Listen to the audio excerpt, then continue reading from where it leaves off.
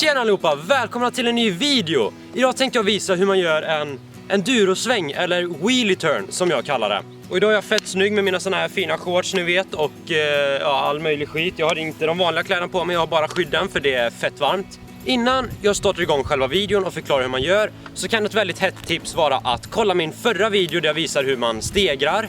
För att ni ska få lite mer kontroll på bakhjulet överlag så att säga. Och när kan det vara bra att använda sig av en wheelie turn då, kanske ni undrar. Och det är för det mesta dels när det är trånga ställen. Ni kanske är på en stig och så ser ni kanske är någon häst där framme som ni inte vill möta för att störa den. Det kanske bara är att ni inte vill fortsätta på stigen.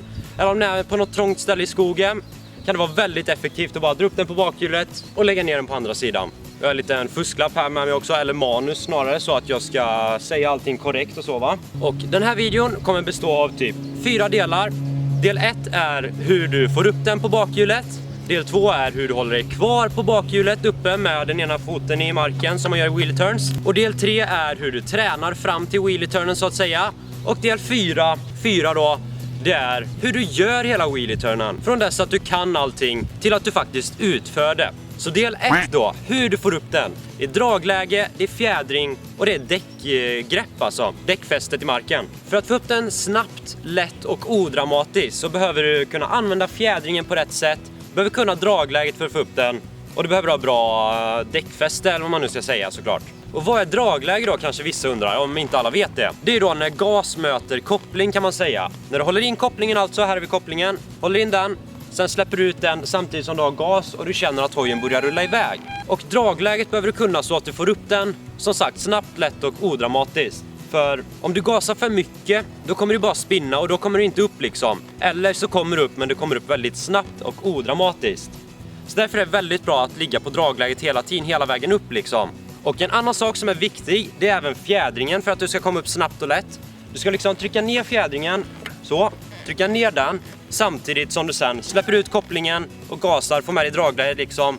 Och ska du dra med dig styret upp tills du når balanspunkten. En annan sak som är väldigt viktig, det är såklart fästet i marken. Du behöver inte ha jättebra bakdäck egentligen, men du behöver ha bra förhållanden. Till exempel, för den som kör enduro och har så här endurodäck, så är torrt gräs, det är väldigt bra att köra på, väldigt bra underlag. Grus kan också vara, men jag rekommenderar gräs. Samt dubbdäck om du kör enduro. Dubbdäck på mjukt underlag, det är väldigt bra fästidé. Om det inte är allt för mjukt så att det bara spinner. Men tänk på, om du har dubbdäck, då blir det väldigt mycket trögare att svänga. Jag lärde mig wheelie turn när jag hade dubbdäck och det var väldigt mycket trögare att svänga, men det gick ändå. Och sen är det säkert flera av er som kör moppe eller stuntar så här kanske som kollar på den här videon. Och då är det såklart SM-däck på asfalt. Hur som helst så är däckfästet väldigt viktigt för att du inte ska spinna och fejla. Nu kommer vi in på del nummer 2 då, bromskontrollen. Precis som vanliga wheelies så behöver du ha bra bromskontroll här. Dock är det lite viktigare här att ha bra bromskontroll. För att om du stegrar upp den och trycker lite för mycket på bromsen, då åker du bara rakt ner. Dock, om du gör det i en vanlig wheelie så kan du ändå så få upp den igen när du har tryckt för mycket på bromsen. Men här, om du gasar upp den igen efter att du har tryckt för mycket på bromsen, då kommer du bara långt bort. Du kommer bara åka iväg liksom. Så du behöver komma upp till balanspunkten liksom, lite över, och sen bromsa så att du nästan står still. Inte helt still är inte nödvändigt, för du kommer ju...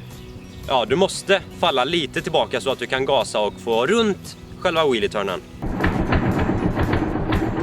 Du kan göra wheelie-turn utan att använda bakbromsen, men det blir väldigt mycket okontrollerat och väldigt mycket oproffsigare. Så jag rekommenderar absolut att använda bakbromsen. Och nu kommer vi till del 3 då i videon. Det är träna. Hur du ska träna tills att du vill göra en wheelie turn. Och det här är då inte träna på att dra upp den och dra över liksom. Det här är då att träna på alla moment. Det första du ska träna på då, det är dragläget. Så försök att långsamt så här kicka upp den lite grann. Kopplingskick alltså. Det gör du genom att dra ut kopplingen samtidigt som du gasar för att få mer kraft. Så du ska bara kopplingskicka rakt upp så här med vänsterfoten då i backen. Så att du kan ha högerfoten på bromsen ifall du ska lämna något. Kopplingskicka upp den då tills du känner att du kan komma upp på bakhjulet utan att riva eller spinna allt för mycket. Det kommer ju såklart spinna lite i alla fall här på gräs. Men inte allt för mycket i alla fall.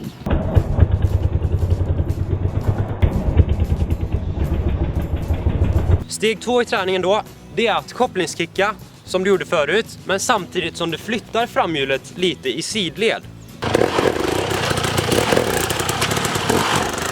I små steg så här. För då lär du dig dels dragläget ytterligare lite till, plus att du får in känslan av att flytta framhjulet som sagt, som du kommer göra i en wheelie turn när du kommer flytta den till andra sidan.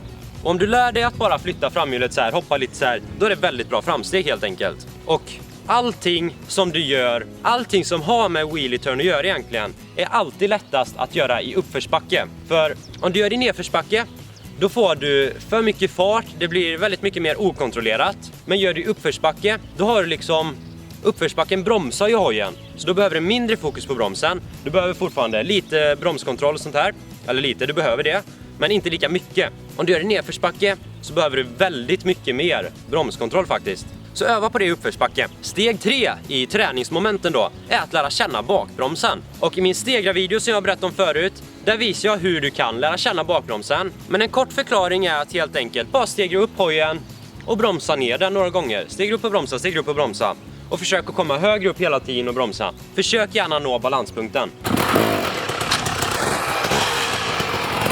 Och nu, mina damer och herrar, så kommer vi till steg 4. Eller inte steg 4 i träningsmomenten, utan steg 4 i videon, del 4. Stegvis hur du utför din wheelie turn. Eller endurosväng då som man kallar det. Steg 1 är som sagt att ställa dig i en uppförsbacke som jag precis förklarade. För då kommer du få upp hojen snabbare, lättare och mer odramatiskt så att säga. För att om du kör i en nedförsbacke, då kommer du som sagt få alldeles för mycket fart. Du kommer inte kunna svänga runt, den kommer bara gå rakt ner.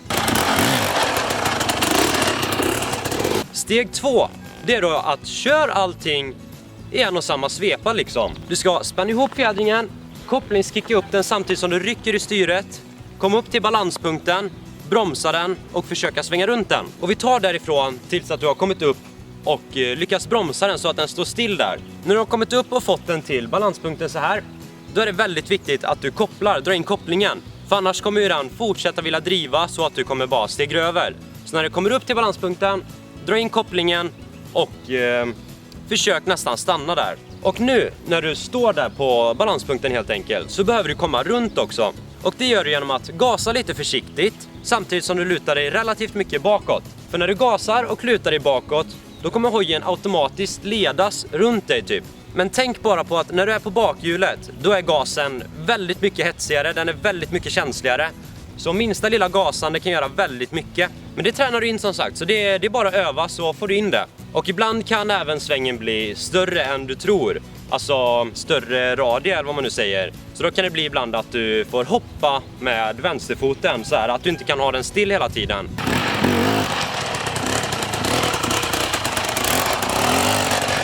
Och många gånger får du helt enkelt gasa, bromsa väldigt mycket för att komma runt. Och nu är alla mina tips klara för den här videon. Jag hoppas att de har hjälpt dig och du har lärt dig någonting av det. Du kommer få en kort beskrivning till här i slutet av hur du genomför de olika stegen för att uppnå en riktig wheelie turn så att säga. Och sen kommer även lite bonusmaterial mot slutet, så sluta inte kolla än. Men jag säger i alla fall så länge, tack så mycket för att ni kollade på den här videon.